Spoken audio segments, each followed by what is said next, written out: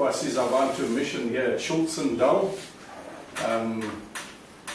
Sounds quite German. I suppose it was a German farm before, but it's all now tribal land for many years already. But our mission here, it's called Kwasizabantu, which is a Zulu word meaning Kwa is place, Siza is help, and Bantu is people. So Kwasizabantu, a place where people are helped. We're part of a bigger mission organization down in KwaZulu-Natal. So we're just a little branch that just started up 10 years ago. The chief from this area, Chief Shongwe, he went down to that mission. Somebody took him down to our mission in Natal and he saw the development. That's a very big mission. All this that you see, these kind of products are produced there, so we're still very tiny. But he went there and saw all the development, and he came back and he asked the director of our mission, please, to start here in his area to bring development. And we came into the year 2000. He gave us this piece of land, 50 hectares, and we fenced it in, and took a few years to build some buildings and get some projects going and get the mission established here. So we've been here these 10 years. We do many things. We have a few projects on the mission. We're a self-supporting mission, so we don't go around asking for donations or anything like that. That's for two reasons. The one is that it's better, and the other reason is it teaches the people to work. You know, in Africa you have very often got this mentality that these hands are made for begging and for asking. So we believe it's better to teach them to work, and in that way you generate funds for the mission to do the work that we are doing, and it also creates employment.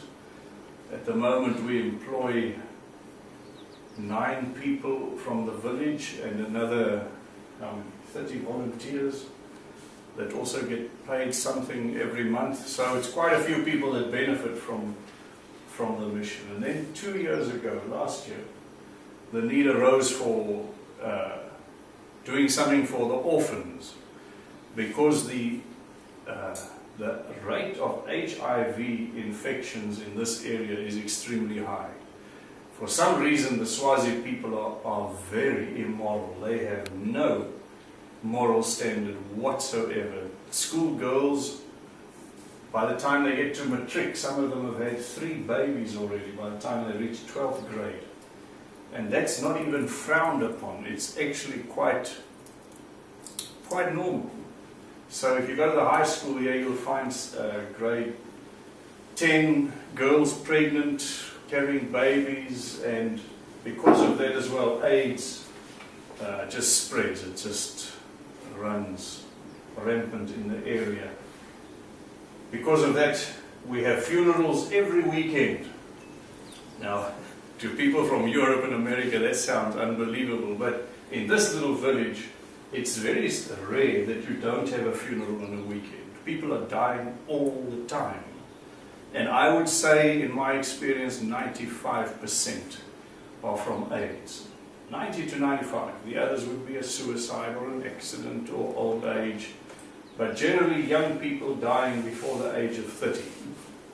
So, as you can think, there are many orphans and many potential orphans. So, yeah, we started the creche with the help of Golda. Last year, we just started in that little building over there. That's our church building that you see. You'll see everything later on, but we started there, and Golda then built us the lovely school building that you'll see later on. We had 40 children last year. We got 60 this year. And, yeah, we're seeing how we'll go with them into a full primary school probably, because the idea was, you know, to just have a creche, but then what do you do with them after 2 or 3 years in the creche? Do you just give them back to the situation that they come from? And we felt we cannot do that. Yeah, so that's basically a little history of the place. We work not only in this village, but all around the whole area. So we've got people not only from this village, from different villages in the area where we work. And yeah, I don't know if there are any questions or something I've forgotten, John. Maybe just go through the sort of enterprises that you have. Yeah, well, that's a big word for little things that we do here. Enterprise as well. It gives me hope, you know, because our mission down there started like we did here, just milking a few cows by hand. So we have a little dairy, we milk a few cows, we have a mill where we grind corn or maize for the local people. That's their staple food. They eat that 3 times a day.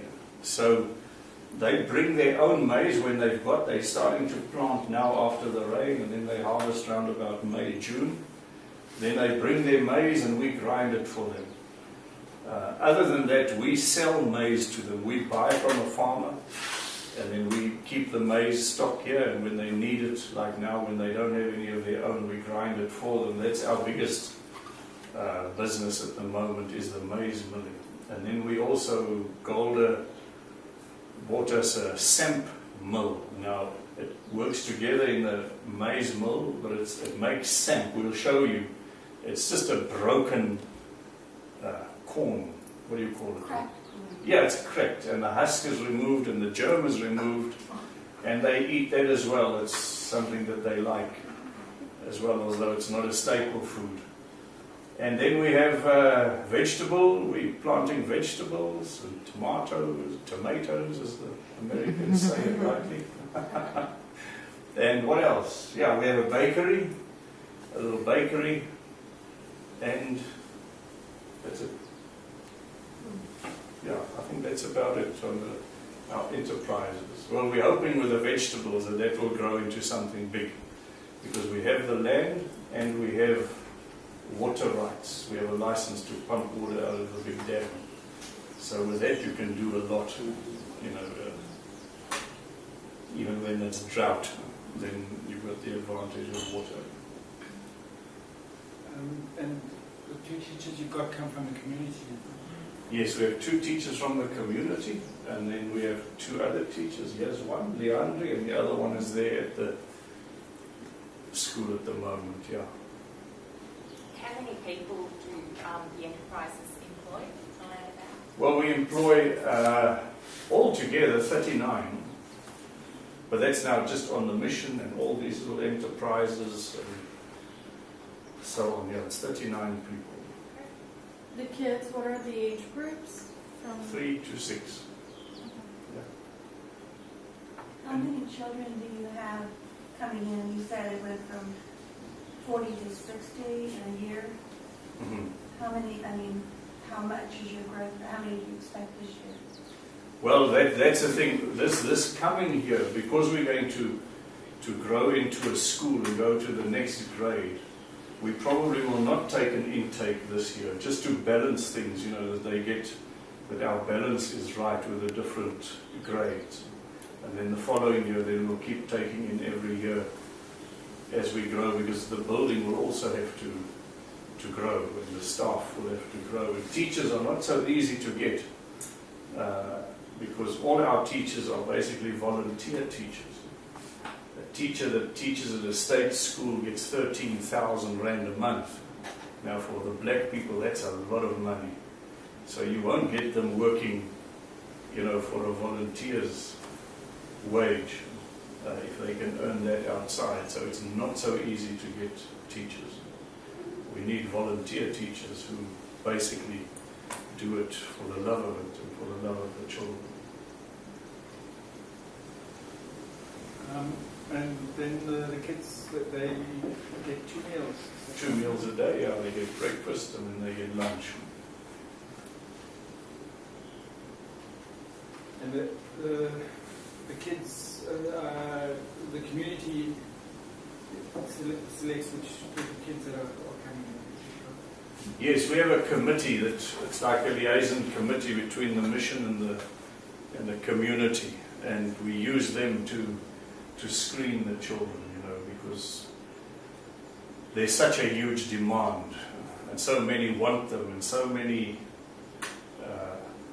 are needy, but you'll get chances as well that want to just get their children into the school, not because it's ours, but it is the best school around. You know, it's it's private, it's not state-run, and when they go, they get their meals free and the tuition free.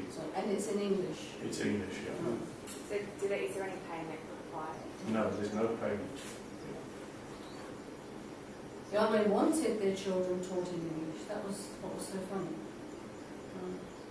Yeah, the problem is as well with this education system in South Africa, the primary school medium of teaching is in their home language. And then they only start getting English at high school level. That's too late. They don't make it. They don't make it to university. They don't make it. You know, so what the government has done is just to drop the standard and the pass rate to make it easier for them to pass, but then they still don't know anything. So that's why we thought as well, just teach them English from creche level, and by the time they get to high school, they're miles ahead of the other children. So when you are screening the kids, what do you look for, or what are the qualifications? Well, firstly, of course, that they be orphans, that both parents have died. Sorry, they don't screen kids, the community screen. Yes.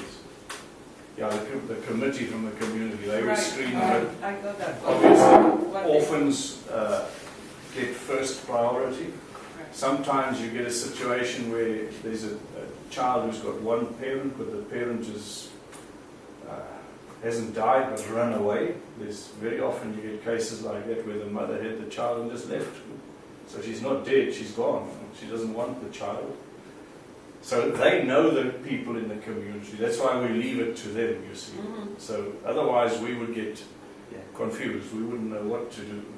So they basically, on that, it must be an orphan, or the parent is not there, or a very poor home where there's just no hope for the child. The parents are maybe very sick, or situations like that. And the orphans are being taken care of by other relatives? Yes. Yeah. That's also a government policy, basically, that they want the children to stay with extended family, not in an orphanage home. So how do they get here? Well, those that are nearby, the village is right here. Some of them walk, and some of them, their guardians, people that look after them, provide transport. They hire a van or an old pickup that brings them in every day, takes them home. What So it's hours just are they these here? Are you from? Yeah, 8 o'clock till. That's when they eat at 12:30. Yeah, they have lunch at 12:30, and then after that they go. Morning. And we have to be very careful with them. We're quite strict, you know, to watch over the children, because there's been a huge problem with human trafficking in South Africa. And in this area, it sounds quite horrific, but it's a very common thing to kill people for body parts, you know, for witchcraft and for their ancestral worship. So that's a known thing in the area, and you've got to watch the children. So we make sure that when they leave, we put them in the hands of somebody, that we don't just let them go. And they've got to be brought to us and received by the teachers, because there is that danger that they can get taken, you know, because they're vulnerable and they, you know. So yeah, that's another thing one has to look at even in the future as they grow and get older. It becomes a bigger risk as well. Although it's a crime-free area. Sounds ridiculous. This area does not have a lot of crime, but that kind of thing is not looked upon really as crime in the society. You see, the witch doctor needs human body parts to make their medicine, so you know, whether they dig up a corpse from the graveyard or whether they get a live one, it's like an albino, you know, an albino black. You can ask any Swazi around here if they've ever been at a funeral of an albino, and they will tell you no. That body disappears. It's very sought after for witchcraft medicine. In Tanzania, some of you are going there, I heard.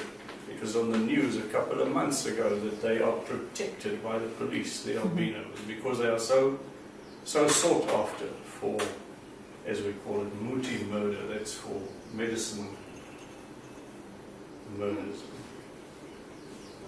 Yeah, so that's the real side of Africa, you know, the not so nice side. Other than that, they're really nice people. Oh, Yeah. Okay, I don't know if there are any other questions, otherwise we can take a walk.